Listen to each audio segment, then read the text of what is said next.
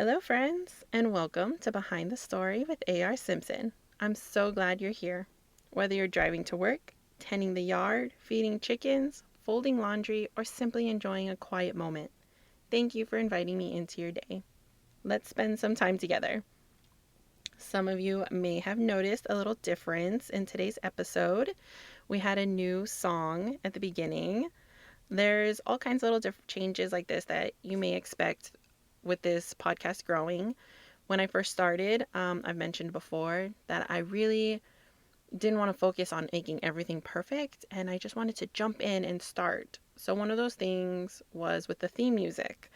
I went ahead and I just kind of looked online for little snippets of music that I was allowed to use.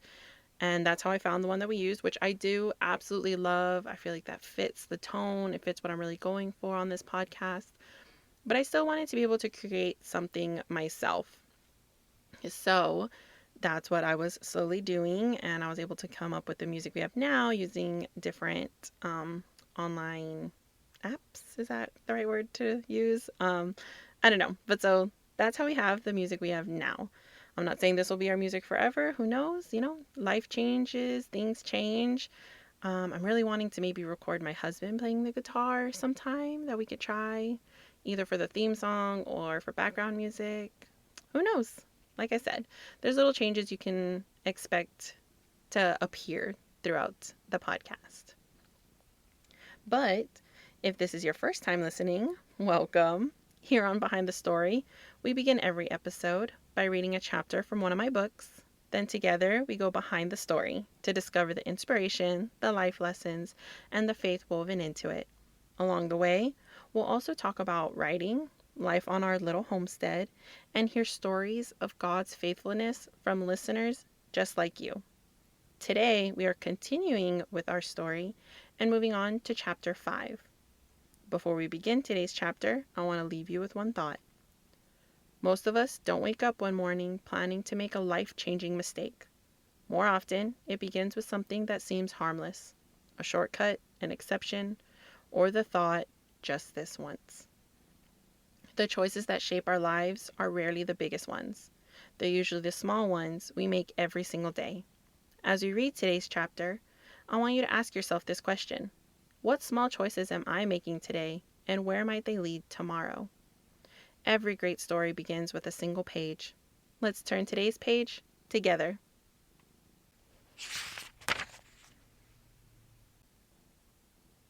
Chapter 5. One more minute.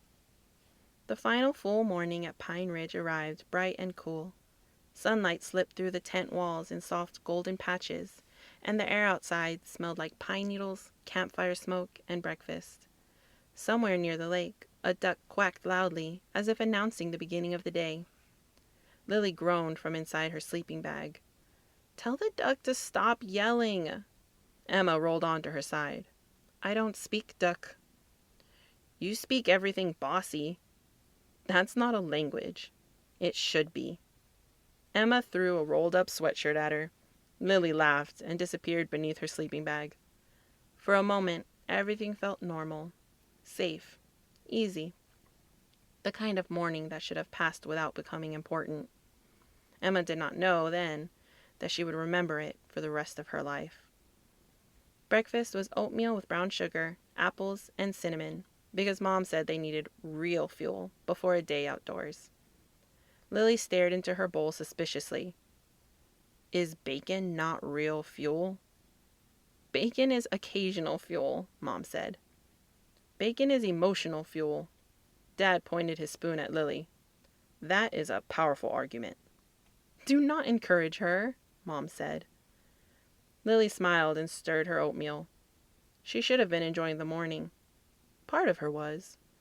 But part of her kept drifting back toward the edge of camp, toward the fallen log, toward the hidden trail. She told herself she wasn't going to follow it. She had promised Dad she would stay close. Not in a big, dramatic way, but still.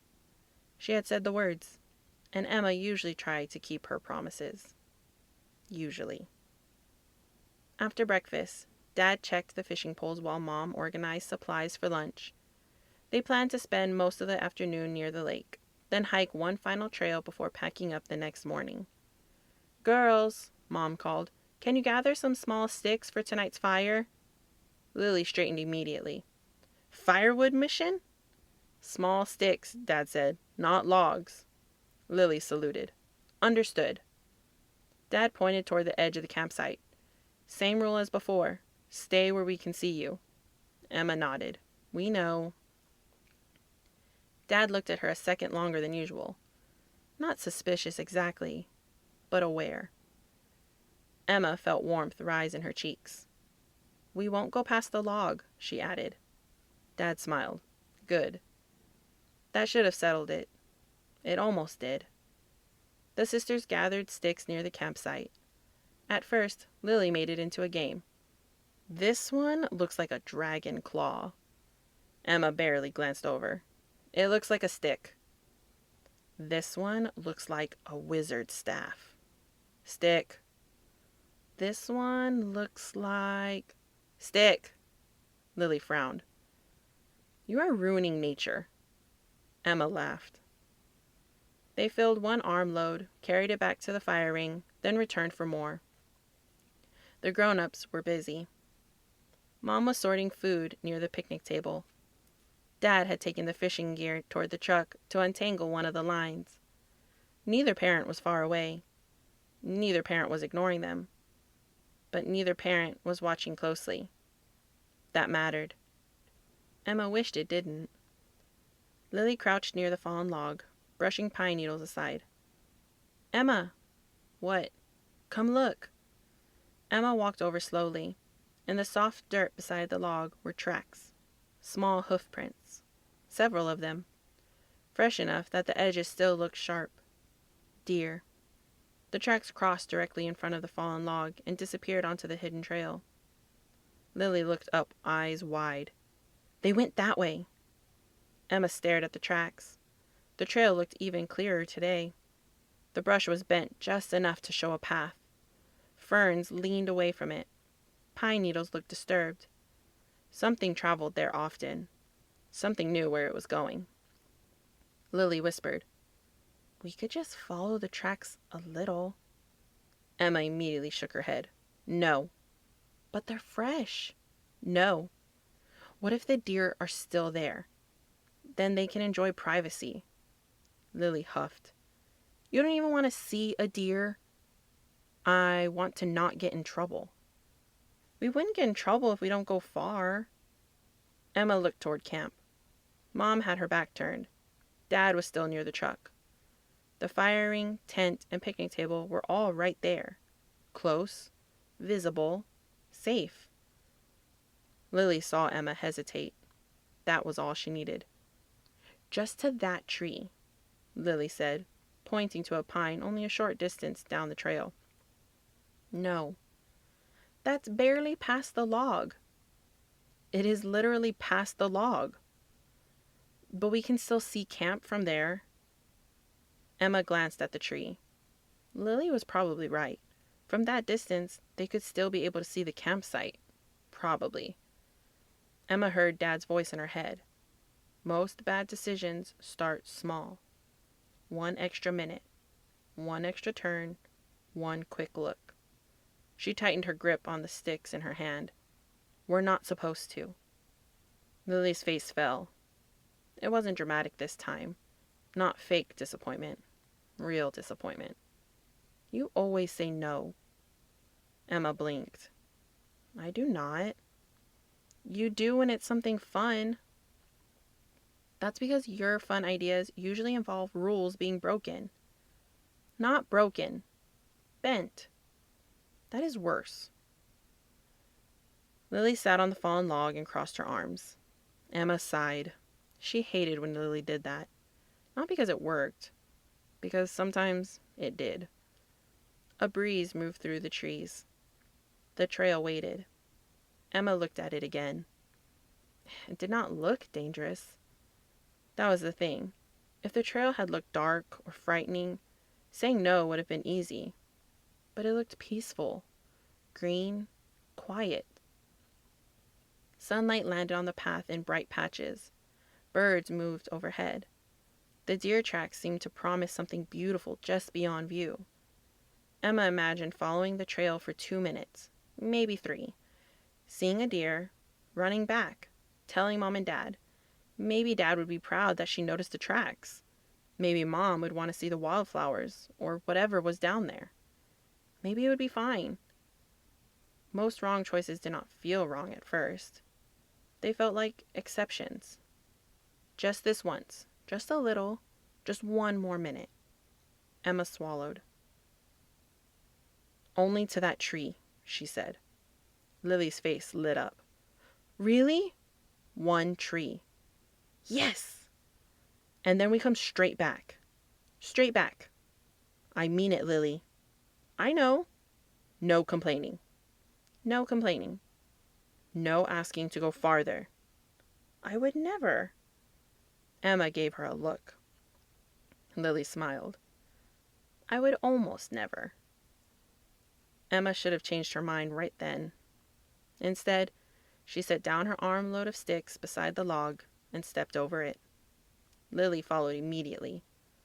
The moment they crossed into the trees, the campsite sounds softened. Not vanished, just softened. The clink of Mom moving dishes, the distant rustle of Dad near the truck, the faint murmur of other campers. Everything became quieter beneath the pines. Emma turned back. The campsite was still visible. See? Fine. She walked to the tree Lily pointed out. There, Emma said. Done. Lily crouched instantly. Look! More tracks! Emma looked despite herself. The hoof prints continued down the trail. Fresh, clear, interesting. Very interesting. Lily looked up slowly. Just a little farther. No. But the tracks. No. What if there's a whole family of deer? They're not waiting for us to visit. Lily stood and peered deeper into the woods. Emma. The tone made Emma look. What? I think I see something. Emma followed her gaze. Farther ahead, the trail curved around a patch of ferns. Beyond the curve, sunlight glowed brighter, as if the trees opened into a clearing. Something pale moved there. Maybe a branch. Maybe a bird. Maybe nothing. Maybe a deer's tail. Lily grabbed Emma's hand. That was a deer. You don't know that. It was white. Lots of things are white. Name 5 forest things that are white. Emma opened her mouth, then closed it. Lily smiled triumphantly. That's what I thought. Emma looked back toward camp. The campsite was still there, but branches partially blocked it now. She could see the tent, part of the truck, maybe Mom's red cooler. Not perfectly, but enough. 1 more minute, Lily whispered. There it was, the phrase. Small, harmless, dangerous. Emma knew she should say no. She even pictured herself saying it. No, Lily. We're going back. But the bright clearing ahead pulled at her curiosity. Just 1 more minute. They could still find their way back easily. The trail was right there. The campsite was behind them. Nothing bad happened in 1 minute. Fine, Emma said. 1 more minute. They walked farther. The trail curved gently between the trees. The ground was soft beneath their shoes, padded with pine needles and moss. Small branches brushed Emma's arms. Birds chirped overhead. After a few moments, the campsite disappeared behind them completely. Emma noticed. Her stomach tightened. But before she could say anything, Lily gasped. Emma! The trail opened into a small clearing. Both girls stopped. For 1 perfect second, all worry vanished. Wildflowers covered the ground. Purple, yellow, white, tiny blue blossoms Emma didn't even know the names of. They grew in thick patches beneath the trees, swaying gently in the breeze. Butterflies drifted above them. Sunlight poured into the clearing like warm honey. In the center stood an enormous pine tree. Its trunk was wider than both girls standing side by side. The bark was rough and deeply grooved, and its branches stretched high above everything else, as if it had been standing guard over the forest for hundreds of years. Lily whispered, "It's beautiful." Emma nodded. It was. Beautiful enough to make her forget they had gone too far. Beautiful enough to make the disobedience feel smaller. Almost worth it. Lily stepped carefully toward the flowers. "Mom would love this." Emma smiled faintly. "Yeah. And Dad would say something about how old that tree is." "Probably." Lily moved closer to the giant pine. "Can we bring them here?" Emma looked back the way they had come. The trail into the clearing was visible. Sort of. She could see the opening between the ferns. She knew they had entered from there. Probably. "Maybe," she said. Lily touched the pine tree gently. "It feels like a story tree." "A what?" "A story tree. Like it knows things."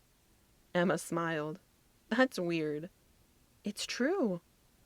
Emma stepped beside her sister and placed her own hand on the bark. The tree felt cool and rough beneath her palm. For some reason, the clearing made her feel small. Not in a bad way. In the way the lake and mountains did. Like the world was much larger than her worries. For a moment, she forgot the rules. Then a distant shout snapped her back. Or maybe it was not a shout. Maybe it was a bird. Maybe wind. Emma turned quickly. "What was that?" Lily turned toward the trail. "What? Did you hear something?" "No." Emma listened. Nothing. Only wind. Only leaves. Only birds. No campfire sounds. No dishes. No Dad. No Mom. No other campers. The clearing suddenly felt much quieter. Too quiet. "We need to go back," Emma said. Lily looked disappointed, but did not argue. Maybe she heard the change in Emma's voice. "Okay." They turned toward the place where they had entered. At least, Emma thought it was the place. There were two openings now. One between the ferns, another between a cluster of thin saplings.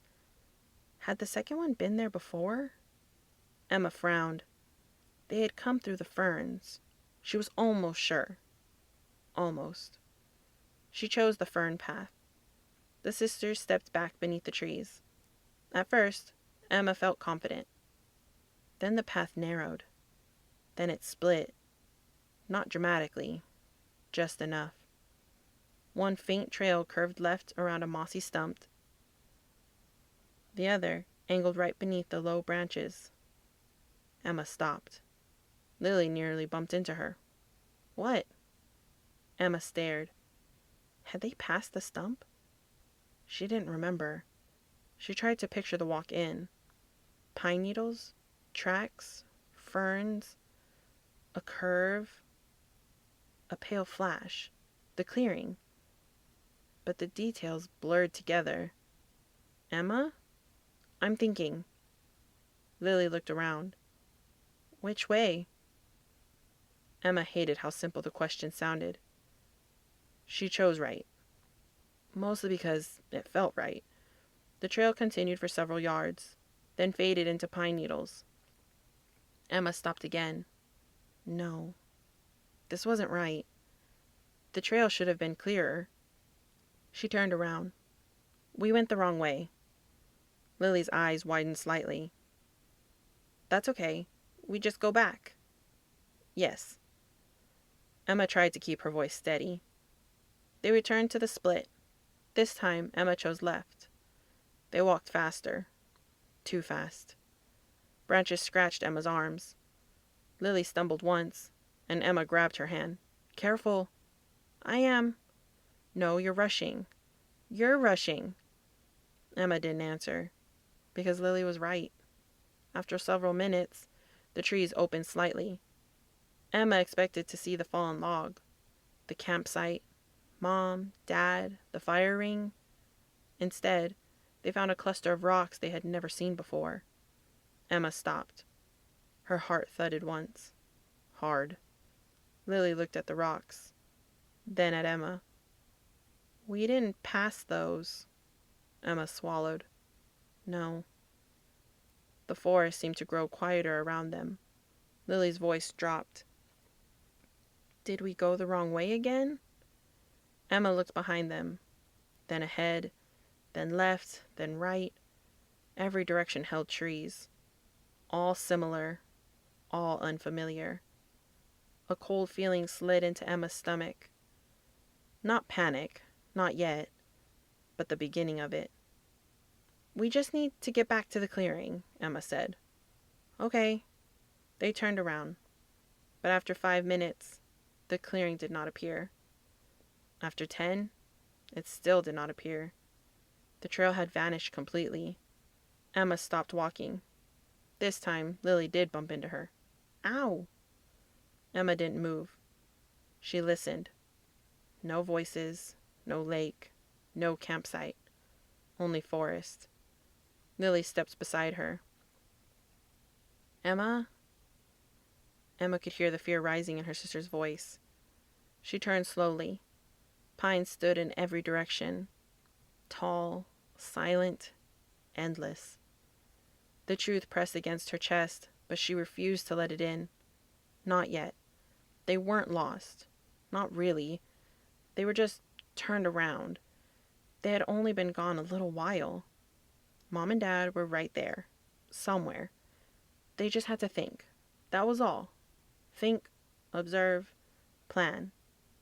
Dad's words came back, but instead of comforting her, they made her stomach twist. Because Dad's lesson was for people who were lost. And Emma was not ready to admit that word. Lily reached for her hand. Emma let her take it. Neither sister spoke for a long moment. Then, far behind them, or maybe far ahead, a branch cracked. Both girls froze. A squirrel darted across the ground and raced up a tree. Lily exhaled shakily. Emma tried to smile. See, just a squirrel. But her voice sounded too thin. The sunlight had shifted while they were walking. The shadows were longer now, the air cooler, and the forest no longer felt like a place of discovery. It felt like a maze. Emma squeezed Lily's hand. We're going to find our way back. Lily looked up at her. You promise? The question was the same as it had been in the tent, but this time it felt much heavier. Emma looked into her little sister's frightened eyes. She wanted to be certain. She wanted to be brave. She wanted to go back to the moment before she said one more minute and choose differently. But she couldn't. So she did the only thing she could. She tightened her grip on Lily's hand. I promise I won't leave you. It wasn't the answer Lily had asked for, but it was the truest one Emma had. Together, they turned and started walking again, deeper beneath the pines. And that was chapter 5 of Lost Beneath the Pines. Now, let's go behind the story. For today's focus is on how the trail looked.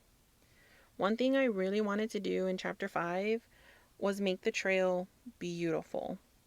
I think sometimes in books, or maybe even more so in cartoons, they would have made the woods feel dark and creepy from the very beginning. But that's not how life usually works. I know when I was growing up, I remember hearing that danger doesn't always look dangerous. It isn't always obvious. Sometimes it comes wrapped in something that feels safe or inviting or even beautiful. Like, I don't know, I'm sure this is kind of a well-known thing, right? Stranger danger. And for me growing up, I distinctly remember this, having some kind of meeting at school, or it was like an after-school program and police officers coming and talking to us and them explaining to us, someone dangerous, it's not always like the man in a creepy trench coat, like luring you into a van.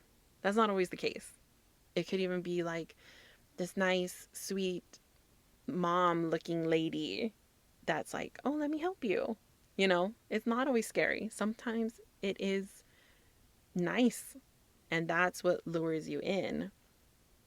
So that was an idea that like stuck with me since I was a kid.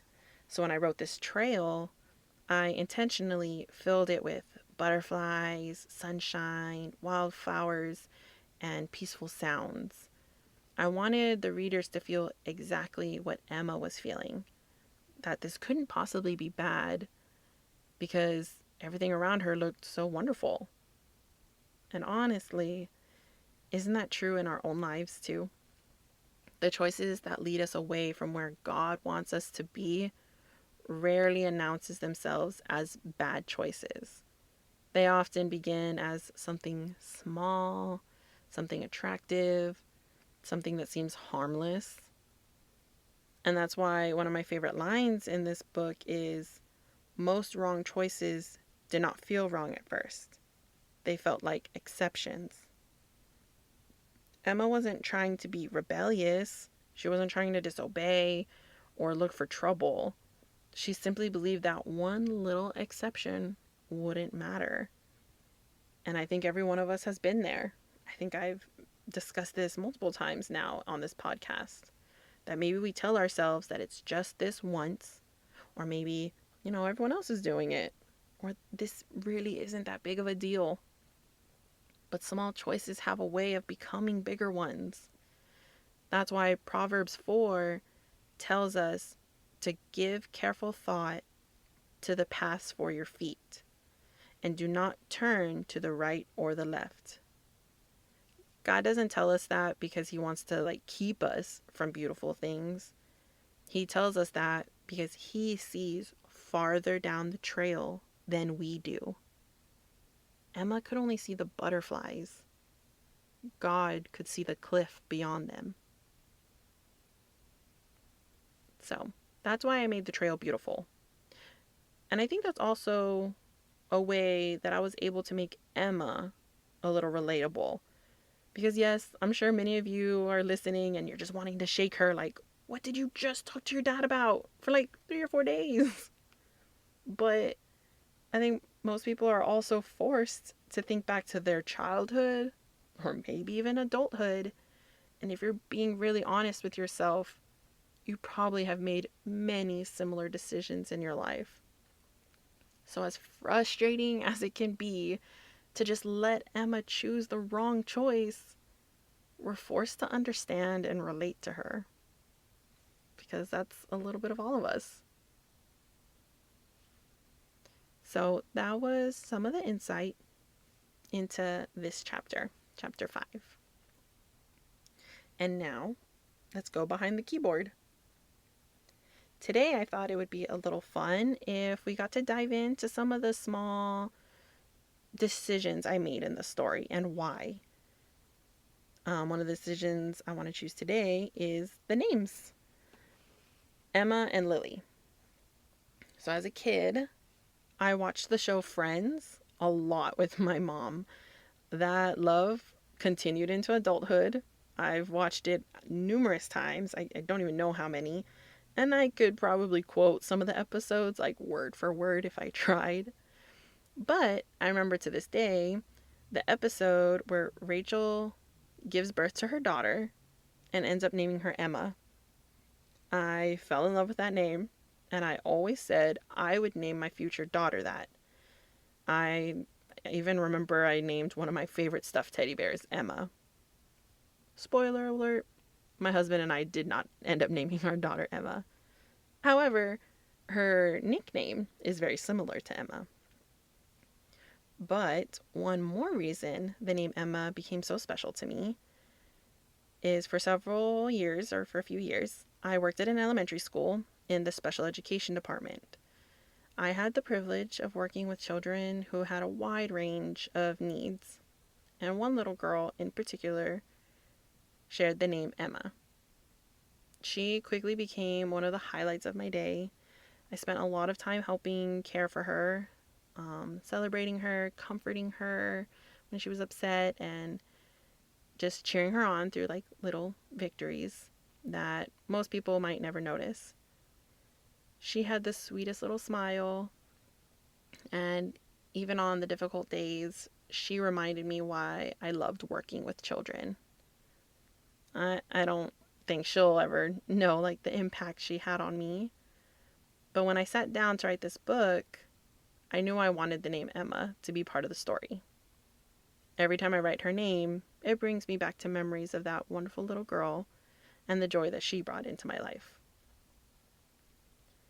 And now for my younger daughter, we were actually planning on naming her Lily, Liliana to be exact.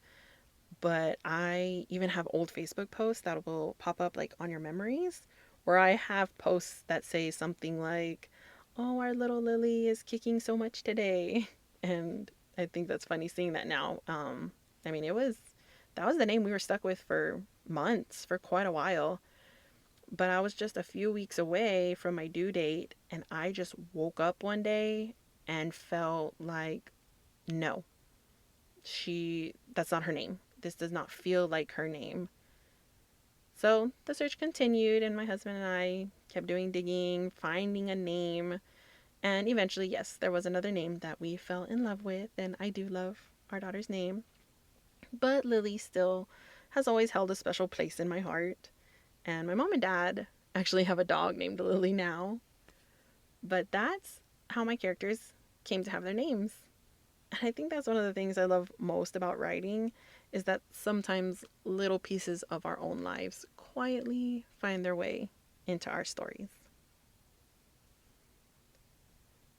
So now, let's go ahead and head around the homestead. Today I was thinking it would be really cool if I could lay out some ideas that I have in my head for improvements my husband and I would like to make on our little homestead. Because I think it would be super fun if in future episodes I can update all of you on how they're going, how they've evolved, or maybe how they've even inspired like another project. And maybe even one of you listeners, you can give me tips and ideas on how we can do something better. So right now, we're working on putting up new fences to create a different layout for our backyard because we want our chickens and our dogs to be able to be out at the same time, but not have to worry about our dogs getting to the birds. Because as I've mentioned in the past, our dogs, they were not raised around chickens, they came first, so they're not chicken friendly. What we do now is our chickens usually just go out and free range for like the last few hours of the day while we bring our dogs inside. And then, once the sun starts setting, the chickens and the turkeys, they just kind of put themselves away on their own. Of course, with the new layout, our chickens' free range time will still be, I think, a little limited, and we'll still have to be supervised here and there. So, like, just to make sure our dogs don't get to them. But it's just so that way our dogs don't have to come inside every single time and for like long extended periods of time because they really do love running around outside. They're outside dogs. They need to get that energy out. So that's one of my top priorities is getting these new I want new fences, but I also want them to be kind of temporary in case we decide we want to change it up later. If we're like, okay, this isn't working and do something else. So that's what we're trying to do. Find like temporary sturdy fencing options. But I'd say our biggest project is going to be tackling this huge in-ground pool that we have. We have like an enormous in-ground pool, but it's currently not swimmable. The power to the pump and filter to the pool, it doesn't work. So we're not able to keep it filtered and clean or anything at the moment. It just it looks almost like a swamp or something. So, and that's also another reason why we want different new fencing is we want the pool to be sectioned off on its own for the safety of our children and for our animals. So right now, my husband and I are thinking we would like to only maybe fill the deep end of this pool with water. Because if you can picture it, so it's this huge pool. It starts like there's stairs that go to like about 3 feet and it goes all the way down to, I want to say it's like 10 to 12 feet deep. And at first, it's like a real gradual, like decline.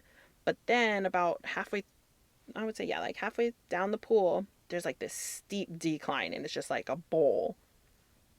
So, if we just fill that part with water, it would require, it'll only need a smaller pump and filter. And we'd really like if it could be solar powered. So, a little less power, but we can clean a smaller bit of water. And then the top part of the pool, like the 3, 4 feet, we're thinking we could have turf there, like covering the whole end. So we just have this area where we can like lay out and relax while we watch the kids swim or whatever. And now this part is maybe a bit ambitious. I don't know. It does sound hard to me, but we're thinking we would like to build a big wooden deck with railings over the top, over the deep end of our pool. And then on top of that, we could have some like raised garden beds, outdoor furniture. It's just this added space to have more plants growing and stuff. And it could also serve as shade for when you're swimming. Like I said, I don't know. Maybe it's a crazy plan. We'll see if this dream survives contact with reality. But I think this could just be such a cool addition for our backyard. Because the alternative is honestly just to break up and fill in this pool. Because I feel like it just takes up so much valuable space for gardening and running around or playing. And from the research I've done, it sounds very time consuming and very expensive to break up a pool of this size and to fill it in. But we'll see what's going to happen. I can't predict what changes may occur, but those are at least two of the projects that I'm hoping to keep you all updated on. And if any of you have any suggestions or tips or have ever dealt with something like this, feel free to email me. You can comment here or message me on any form of social media and just let me know. Now, it's time to go behind your story. I'd like to share a true story that reminds us God is still writing stories every day. We haven't received any emails yet or any of your personal stories, but I really want to keep this section alive until we get to that point. So what I'm going to do is I'm going to try to do some research into true stories of God's faithfulness, and we'll share those until we start getting some listener testimonies of your own. So, during World War II, a Christian woman named Corrie ten Boom, hopefully I'm saying that correctly, and her family risked their lives to hide Jewish people from the Nazis.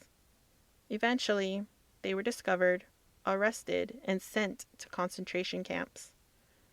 Corrie survived the war, but her sister, Betsy, did not. Many years later, Corrie was speaking at a church in Germany about God's forgiveness. After the service ended, a man began walking toward her with his hand outstretched. As he got closer, she realized she recognized him.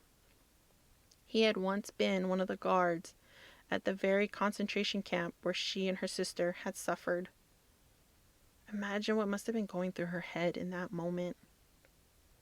Corrie later shared that she knew God called her to forgive, but she also knew she couldn't do it with her own strength.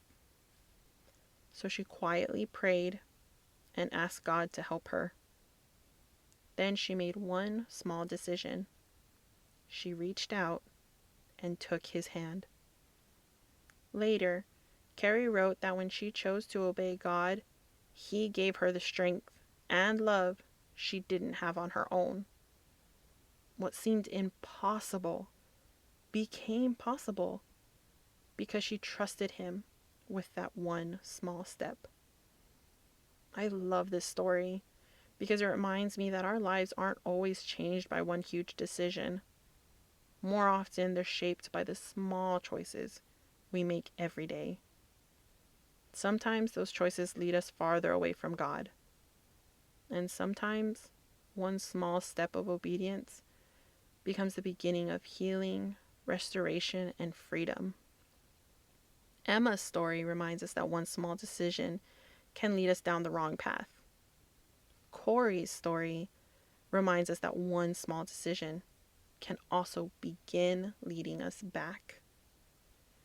If Corey's story encouraged you today, and if you'd like to learn more about her incredible life and faith, I highly recommend reading her book, The Hiding Place.